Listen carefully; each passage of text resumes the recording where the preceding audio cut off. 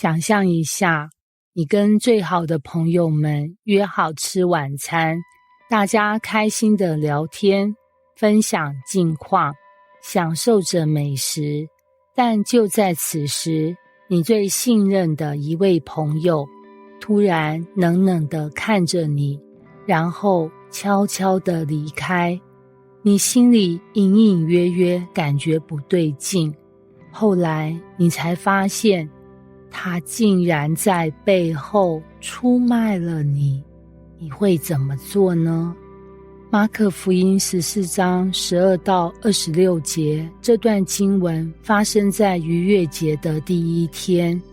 晚餐开始后，气氛突然变得凝重。耶稣说，你们中间有一个人要卖我。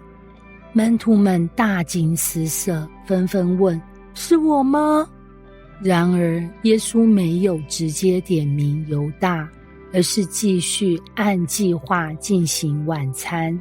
他拿起饼祝谢，拨开，递给门徒说，这是我的身体，为你们舍的。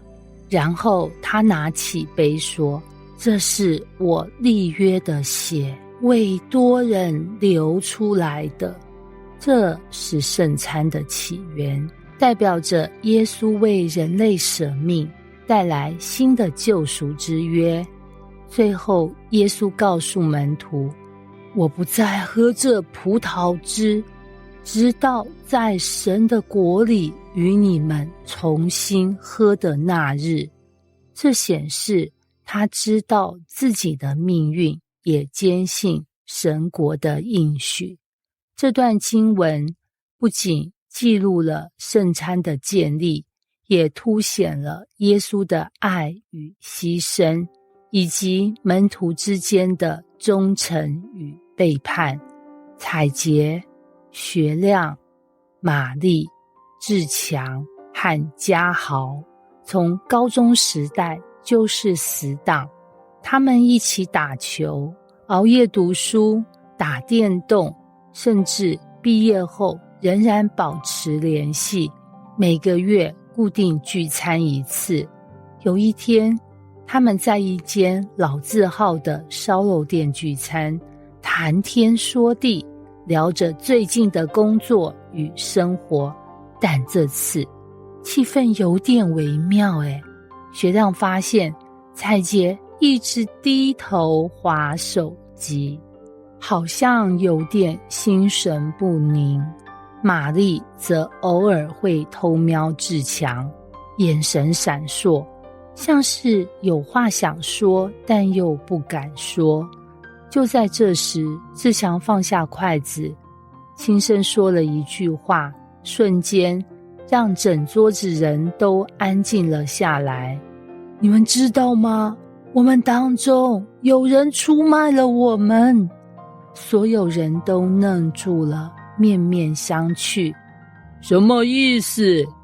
家豪皱着眉头问。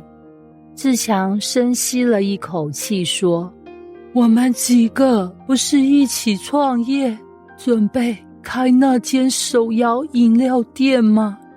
但我今天听说，有人偷偷把我们的计划泄露给对手。大家瞪大眼睛，惊讶不已。不可能吧？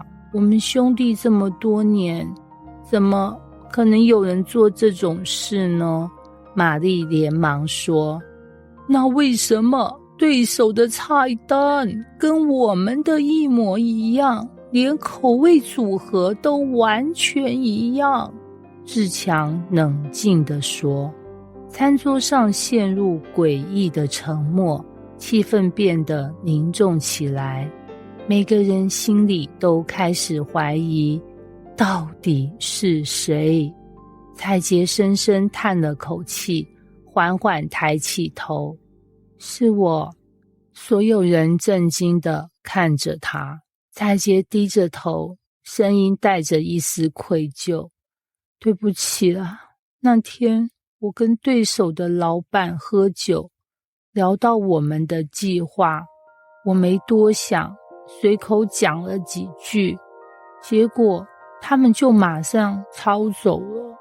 家豪气得放下筷子，这可是我们共同努力的成果，你怎么能这样做？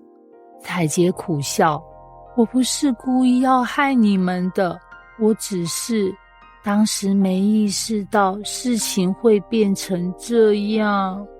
志强沉默了一下，然后说，你知道我们还可以选择原谅你吗？这句话让所有人愣住了，但是有一个条件。志强看着彩杰，眼神坚定，我们要确定你真的愿意回来跟我们一起努力。彩杰红了眼眶，重重地点了点头，我愿意。在最后的晚餐，耶稣面对的不只是犹大的背叛，也包括门徒的软弱与害怕，但他没有选择愤怒，而是选择爱与赦免。我们每个人都可能像犹大一样，曾经背叛耶稣，但耶稣仍然愿意为我们舍命，他的爱胜过我们的失败。当我们回到他面前，他会像那群朋友一样，愿意再给我们一次机会。